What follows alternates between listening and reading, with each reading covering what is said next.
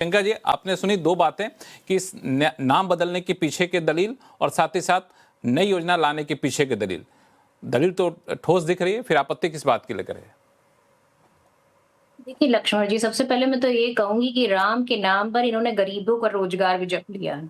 अब जब कैसे लिया है? भई 125 दिन का रोज़गार की बात कर रहे हैं। अगर 100 दिन का भी रोज़गार दिया होता तब तो इनसे उम्मीद होती कि 125 दिन का रोज़गार देंगे। जब 100 दिन का रोज़गार आप नहीं दे पाए, आप बताइए, आप 42 दिन, 43 दिन का रोज़गार दे पाए, उसके बाद यहाँ बैठकर आप जो है मैंने हवा-हवाई जो कहते हैं ना प्रियंका जी, उस पे आऊंगा। मेरा सवाल यह है कि सबसे ज्यादा आलोचना आप लोग कर रही हैं नाम बदलने को लेकर के है, तो नाम में क्या रखा है? और किसी भी सूरत पे राम नाम ज्यादा लोग पसंद करेंगे महात्मा गांधी के नाम से, जैसा कि प्रेम शुक्ला जी कह रहे हैं, तो नाम बदलने को लेकर इतना विरोध क्यों हो रहा है?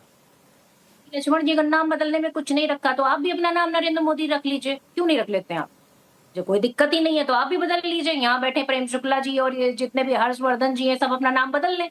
जब कोई दिक्कत नहीं है तो नाम बदलने में क्या दिक्कत है? नाम बदलने से ही सब नाम कुछ तो बदल आपने भी जाएगा। बदला है कई तो बार। इस देश नाम के तो आपकी पार्टी नहीं, ने नहीं, भी नहीं, कई बार बदला आप अलग अलग बताइए, योजनाओं का। बनारस नहीं, नहीं, बनारस का नाम क्यूटो रख देने से क्या, नाम बदलने से बनारस क्यूटो बन गया क्या?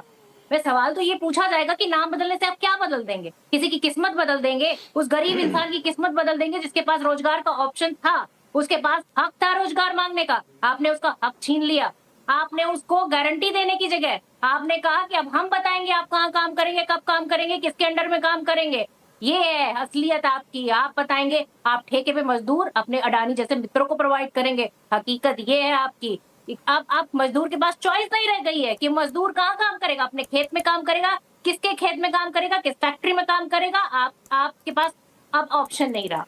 वास्तविकता ये है कि लगातार आपने उसका बजट कम किया।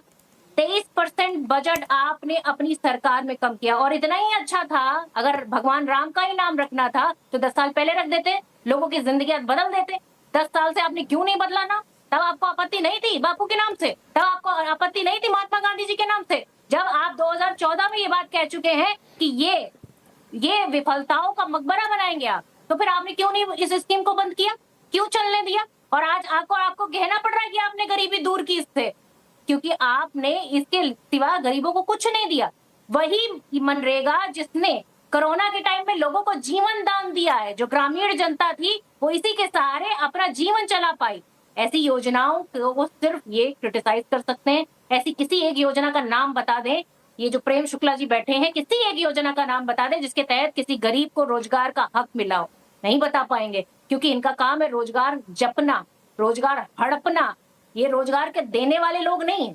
वास्तविकता ये है कि 100 दिन की गारंटी भी नहीं दे पाएंगे ये, और जो एक्ट था उसको इन्होंने योजना में कन्वर्ट कर दिया। जिस तरीके के इन्होंने उसमें गैजेट यूज करने की बात कर रहे हैं, जियो टैगिंग की बात कर रहे हैं, बायोमेट्रिक की बात कर रहे हैं, एआई ऑडिट की बात करें, क्या आपको लगता है ग्रामीण जनता ये सारी ऑडिट के थ्रू जा सकती है?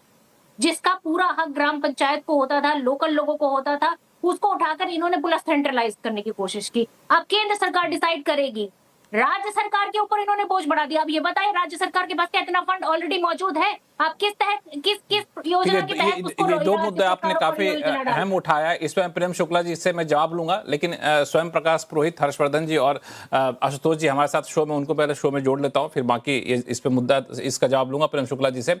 स्वयं प्रकाश पुरोहित जी, आपकी आपत्ति किस बात को लेकर के है? नाम बदलने को लेकर के है कि इसका दायरा बढ़ाने को लेकर के है कि इस पे शर्तें बदलने को लेकर के है? नहीं, देखिए, शर्तें बदली गई है, ये एक विषय है। नाम तो क्या है, इन्होंने वी रखा है, बीजेपी है, बीप का मतलब विकसित बीजेपी है, क्योंकि 10,000 करोड़ रुपया इनके अकाउंट में आए हैं। रही बात राम जी के नाम की, तो राम जी के नाम के आगे तो सबसे पहले श्री लगना चाहिए। मैं तो ये कहूंगा, या सीता लगना चाहिए। श्री का अर्थ होता है लक्ष्मी। अगर आप विष्णु के रूप के साथ में अगर लक्ष्मी को नहीं रखते हैं तो अपने आप में आप उसका अपमान करते हैं। प्रेम शुक्ला जी विद्वान व्यक्ति है, उनको पता है इस चीज का, मगर इनको कहीं ना कहीं ये एक मतलब बुलबुला छोड़ना है बाजार के अंदर में कि देखिए, जो इन्होंने अभी जो 10 साल 11 साल सरकार में रहने के बाद में इन्होंने मनरेगा कानून की भी खुद बुराई की। थोथा चना बाजे घना, खुद बुराई करने के बाद में अब नाम बदल कर आ रहे हैं। अब आइए बात फेडरल स्ट्रक्चर की। पश्चिम बंगाल के साथ में पिछले 3 साल से मनरेगा का पैसा फंड रोका गया है, और भी आवास योजना का पैसा रोका गया है, जल मिशन कमीशन का पैसा रोका गया है, और भी योजनाओं का पैसा रोका गया। करीब 2 लाख करोड़ पश्चिम बंगाल सरकार का बकाया है। और आपकी जानकारी के लिए बता देता हूं कि हमारी नेत्री ममता बनर्जी बंगाल की सरकार की तरफ से यहां के जो मजदूर लोग हैं उनको काम रोजगार का पैसा बंद नहीं होने दिया। केंद्र सरकार ने बंद कर दिया, मगर राज्य सरकार चालू है। ये कैसा फेडरल स्ट्रक्चर चला रहे हैं आप अपनी जहां लेकिन सरकार स्वयं प्रकाश पुरोहित जी जाती है उसके बारे में बात नहीं करते हैं। देखिए इनको तो पुरोहित जी उस रिपोर्ट के बारे में भी आपको पता होगा जिसमें कहा गया कि पश्चिम बंगाल के 19 जिलों में जब छानबीन की गई कि आखिर मनरेगा के तहत कितना काम हुआ, तो पता चला कोई काम ही नहीं हुआ था। ये कुछ दलीलें हैं कि इस योजना का मिसयूज कितना हो रहा था। एक दलील ये भी था। हाई कोर्ट, सुप्रीम कोर्ट ने जब इसकी एसएलपी सुप्रीम कोर्ट ने खारिज कर दी, हाई कोर्ट ने जजमेंट दे दिया, उसके बाद ये क्या कानून से भी ऊपर है, कोर्ट से भी ऊपर हो गई क्या ये सरकार? अरे भाई इसी से चुन करके आई है आप लोग। आप आज सत्ता में बैठे हो, आप अपनी मनमानी कर लो, मगर मैं अपने बात को खत्म करने के पहले मैं वाजपेयी जी की 4 लाइन बोलना चाहूंगा कि जो कल थे वे आज नहीं है, जो आज है वे कल नहीं होंगे। होने न होने का क्रम इसी तरह चलता रहेगा।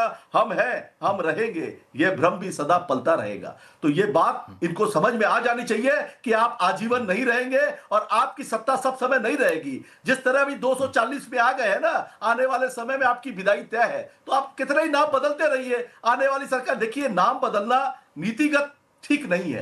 अगर आपने अपनी कोई योजना लाए आप नाम रखिए, मगर एक योजना चल रही है। आपकी सरकार आने के पहले आपने स्वच्छ भारत मिशन पुराने नाम को बदल के किया। ऐसे कम से कम आपने 50 के आसपास जो योजनाएं जो चल रही थी पहले यूपीए में, उनके नाम बदल दिए आपने। तो पुरोहित जी नाम बदलने को लेकर पुरोहित जी नाम बदलने पर आपत्ति है कि नाम में राम रहने पर आपत्ति है आपकी?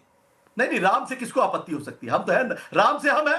अगर ईश्वर है तो हम है, नाम से किसी को आपत्ति नहीं है। चलिए ये अच्छी बात है कि हमें आपत्ति है गोडसे से, हमें आपत्ति है जी जो गोडसे के लिए लगाया गया है, हमें उसके लिए आपत्ति है। जो गोडसे, ये नाथूराम को पूजने वाले, हमें राम की आवश्यकता है, नाथूराम गोडसे वाले गोडसे की आवश्यकता नहीं है। ये गांधी का देश है, ये गोडसे का देश नहीं है। ये देश के हर इस पर हर्षवर्धन, आशुतोष जी आप दोनों का रिएक्शन लूंगा, लेकिन सब एक छोटा सा रिएक्शन में प्रेम शुक्ला जी से ले लेता हूँ। प्रेम शुक्ला जी जी दोनों लोगों ने आपके तृणमूल वालों को जी से जो है गोडसे दिखाई देता, जी से गांधी नहीं दिखाई देता। देखिए तृणमूल कांग्रेस का संकट है, उनको जी से गोडसे दिखता है, जी से गांधी नहीं दिखता है। जी में तो गांधी है। और आप मेरे बीच में क्यों चिल्ला रहे हैं? मेरे बीच में क्यों चिल्ला रहे हैं? पुरोहित जी एक बार सुन लीजिए, आप बोल रहे थे तो प्रेम शुक्ला जी ने कुछ नहीं बोला, एक बार सुन लेंगे तो आप अच्छे से जवाब दे पाएंगे। हाँ जी देखिए उनको जी में गांधी नहीं दिखाई दे सकता, क्योंकि उनके आंखों के सामने गोडसे नाच रहा है, तो उनको गोडसे मुबारक हो। हम तो जो है महात्मा गांधी हमारे लिए प्रातः स्मरणीय है। पूज्य बापू की खादी को 70 वर्षों तक नजरअंदाज किया गया था। आदरणीय नरेंद्र मोदी जी के कार्यकाल में खादी के विकास का विकास चौगुना हुआ है। खादी ग्रामोद्योग आयोग बोर्ड जो है वो जो पूरी तरह से दिवाला जिसका पीटा जा चुका था, उसको फिर से जो है रिवाइव करने का काम आदरणीय नरेंद्र मोदी जी के नेतृत्व में हुआ। स्वच्छ भारत मिशन आदरणीय नरेंद्र मोदी जी के नेतृत्व में लॉन्च हुआ, और उसमें बापू ही जो है उस स्वच्छ भारत मिशन के जो है प्रतीक पुरुष के रूप में प्रस्तुत किए गए। तो ये भारतीय जनता पार्टी और आदरणीय नरेंद्र मोदी जो है हमेशा बापू की नीतियों को, उनके ग्राम स्वराज को, उनके राम राज को हम हमेशा अपना आदर्श मानकर उसके क्रियान्वयन के लिए हर संभव काम करते हैं। अब यहाँ इनके यहाँ तो ऐसा है, स्वयं पुरोहित जी के यहाँ, कि विरोधी दल के लोगों पर बलात्कार करना बापू की नीति हो सकती क्या? चुनाव के बाद विरोधी दल के लोगों के खिलाफ इतनी हिंसा करना, उनको प्रदेश छोड़कर भाग जाना पड़े, ये बापू की नीति है क्या? ये बापू तो हिंसा में विश्वास नहीं रखते थे।